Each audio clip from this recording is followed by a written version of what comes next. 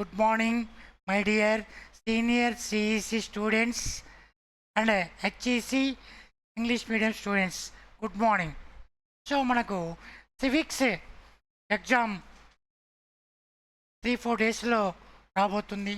So మరి మీరు ఎగ్జామ్కి how to prepare the civics examination, how to get good marks, మీరు మంచి మార్క్స్ని ఎలా సాధించాలి, సబ్జెక్ట్స్ని ఎలా ఇంప్రూవ్ చేయాలి. 3 డేస్లో ఫాస్ట్ ట్రాక్ రివిజన్ అనమాట. అంటే మనకి టోటల్గా 13 చాప్టర్స్ ఉంటాయి సీనియర్ సివిక్స్ సబ్జెక్ట్లో. ఈ 13 చాప్టర్స్ మీద ఫుల్గా ఫోకస్ చేస్తే you will get 99 marks. 99 marks కూడా వచ్చాయి. సో 99 మార్క్స్ అంటే టూ 10 మార్క్స్ క్వశ్చన్స్కి 10 మార్క్స్ అవుట్ ఆఫ్ 10. సో అట్లా 99 మార్క్స్ ఈజీగా స్కోర్ చేయొచ్చు. అఫ్కోర్స్ నెంబర్ ఆఫ్ స్టూడెంట్స్కి 97 మార్క్స్ని ఈజీగా స్కోర్ చేయొచ్చు. ఎలా అంటే మనం ఫోకస్ చేయాలి. కొన్ని చాప్టర్స్ ఉంటాయి. ఫస్ట్ ఎగ్జామ్ పేపర్ ఎలా ఉంటుంది, 5 ఎస్ఏ క్వశ్చన్స్ ఇస్తారు. దాంట్లో 3 క్వశ్చన్స్ మాత్రమే మనం అటెంప్ట్ చేయాలి.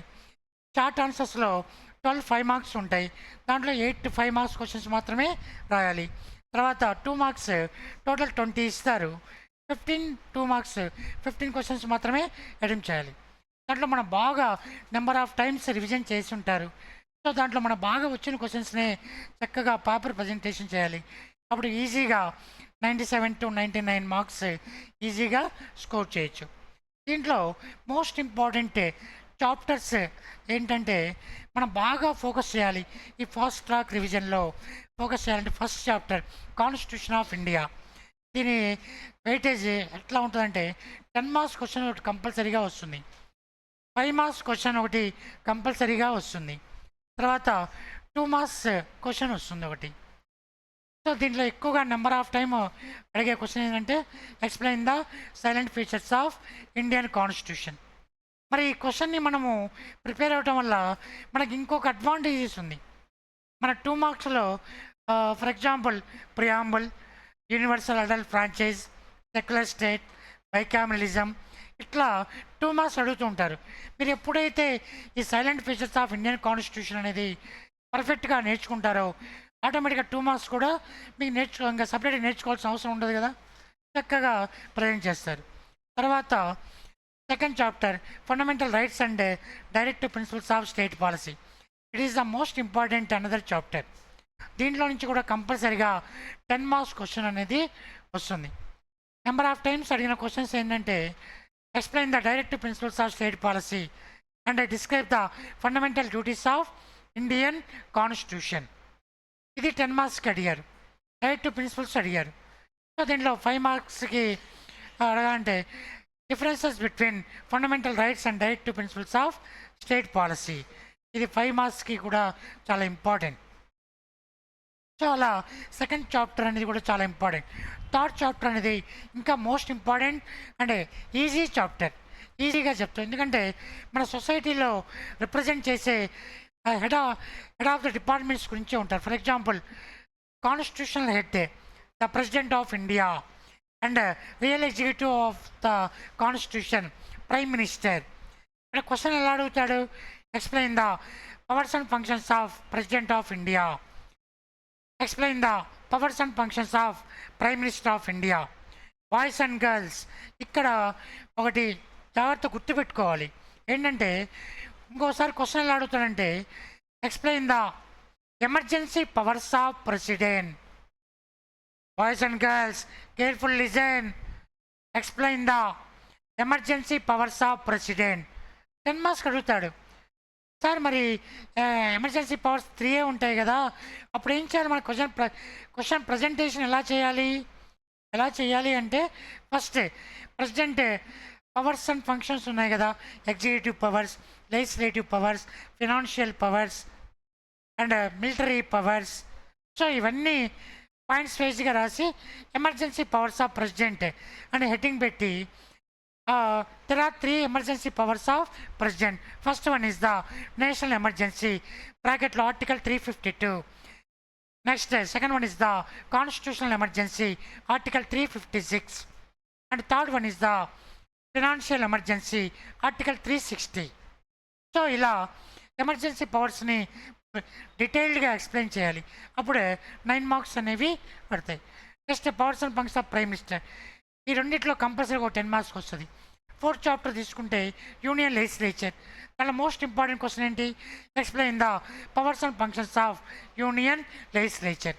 దాన్ని ఇంకో రకంగా కూడా అడుగుతాడు చాలామంది. ఫర్ ఎగ్జాంపుల్ చూడండి, ఒకే పేపర్లో explain the powers and functions of Indian parliament అని అన్నారు. చాలామంది స్టూడెంట్స్ వాళ్ళకి అర్థం కాలేదు, ఇండియన్ పార్లమెంట్ అంటున్నారు, ఈ క్వశ్చన్ మాకు చెప్పలేదే మాస్టర్ అంటే. It wrong. ఇండియన్ పార్లమెంట్ అన్నా యూనియన్ లెజిస్లేచర్ అన్నా ఒకటే. బాయ్స్ అండ్ గర్ల్స్ జాగ్రత్త వినండి.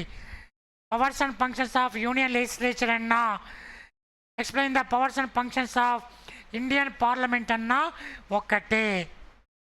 అర్థమవుతుందా? అది 10 మార్క్స్ కంపల్సరీగా వస్తుంది. Next local governments 10th chapter ఉంటుంది. దాంట్లో most important questions, explain the powers and functions of district collector or 73rd and 74th amendment acts అడుగుతాడు.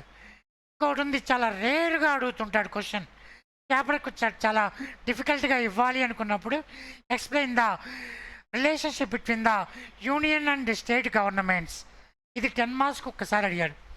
కానీ ఇది రాయటం వల్ల మనకు అడ్వాంటేజ్గా ఉందా అంటే అంతగా ఉండదు. అన్ని పాయింట్స్ వైజ్గా ఉంటుంది, ఎక్కడ కూడా సబ్ హెడ్డింగ్స్ ఉండదు. అందుకనే మనం అంత దూరం రాకుండా మన స్టార్టింగ్లో ఉన్న first chapter, second chapter, third chapter, 4th chapter or 10th chapter ఆ క్వశ్చన్స్ మీదే ఎక్కువగా ఫోకస్ చేయాలి. కానీ ఇటువంటి థియరిటికల్ క్వశ్చన్స్, సబ్ హెడ్డింగ్ లేని క్వశ్చన్స్ ఇస్తే దాని మీద ఫోకస్ చేయకూడదు. అలాగే 2 మార్క్స్, 5 మార్క్స్ స్టార్టింగ్ నుంచి 13 చాప్టర్స్ వరకు వాడు 5 మార్క్స్ అనేవి అడుగుతుంటారు. సార్ 13 చాప్టర్స్ ఉన్నాయి కదా సార్, 12 క్వశ్చన్సే ఉన్నాయి కదా, మరి 13th వచ్చే 5 మార్క్స్కి ఇవ్వలేరు అంటే వెరీ గుడ్ క్వశ్చన్. అట్లా ఎవరైనా దాని మీద మనము ఫర్ ఎగ్జాంపుల్ 11th చాప్టర్ ఉంది, రిప్రజెంటేషన్స్ ఉంటాయి, లెటర్ ఉంటాయి, దాని మీద 2 మార్క్స్ ఎక్కువగా ఫోకస్ చేస్తాడు. టూ క్వశ్చన్స్ ఆర్ 2 మార్క్స్ ఇవ్వచ్చు, వాడి ఇష్టం. సో అట్లా మనం ఈ 12 చాప్టర్స్ మీద ఎక్కువగా ఫోకస్ చేయాలి. 2 మార్క్స్ ద మోస్ట్ ఎక్కువగా వచ్చే ఏ చాప్టర్స్ నుంచి ఎక్కువగా వచ్చే ఛాన్సెస్ ఉన్నాయంటే 13th chapter, 12th chapter, 11th chapter, 7th chapter, 5th chapter, 4th chapter. వీటి నుంచి దాదాపు 8 నుంచి 10 క్వశ్చన్స్ వరకు 2 మార్క్స్ ఆ చాప్టర్స్ నుంచి ఎక్కువగా ఫోకస్ చేస్తారు. 10 క్వశ్చన్స్ వస్తాయి, మిగతా చాప్టర్స్ నుంచి 10 వస్తాయి ఈజీగా. ఫస్ట్ మనకు వచ్చిన 2 మార్క్స్ చాలా బాగా వచ్చాయనుకోండి, ఫస్ట్ 2 మార్క్స్ రాయాలి. సెక్షన్ సి అని పెట్టేసి క్వశ్చన్ నెంబరింగ్ ఉంటుంది, 18 నుంచి 37 వరకు ఉంటాయి. 18th నుంచి 37 వరకు 2 మార్క్స్. మనకు వచ్చిన క్వశ్చన్స్ అన్నీ రాయాలి. సెకండ్ ఎస్ఏ క్వశ్చన్స్ ఇంకా బాగా వచ్చాయనుకోండి, ఎస్ఏ క్వశ్చన్స్ స్టార్ట్ చేయాలి, తర్వాత 5 మార్క్స్ స్టార్ట్ చేయాలి. సో అట్లా బ్లాక్ పెన్ చక్కగా యూజ్ చేయాలి. సబ్జెక్ట్స్ అన్ని బ్లాక్ పెన్తో పెట్టాలి, బ్లూ పెన్తో లోపల మ్యాటర్స్ రాయాలి. అప్పుడు ఎగ్జామినర్ ఇంప్రెస్ అవుతాడు, చాలా చక్కగా రాశారు, చక్కగా ప్రజెంట్ చేశారు. సో అందుకని ఆటోమేటిక్గా 99 మార్క్స్ అనేవి వస్తాయి. ఎప్పుడైనా గుర్తుపెట్టుకోండి బాయ్స్ అండ్ గర్ల్స్, మనకు వచ్చిన క్వశ్చన్స్ మాత్రమే ఫస్ట్ రాయాలి చక్కగా. తర్వాత ఏమైనా రాని ఉంటే క్వశ్చన్స్ని వదలకుండా చక్కగా రాయాలి. ఓకేనా boys and girls? All the best my dear senior inter students.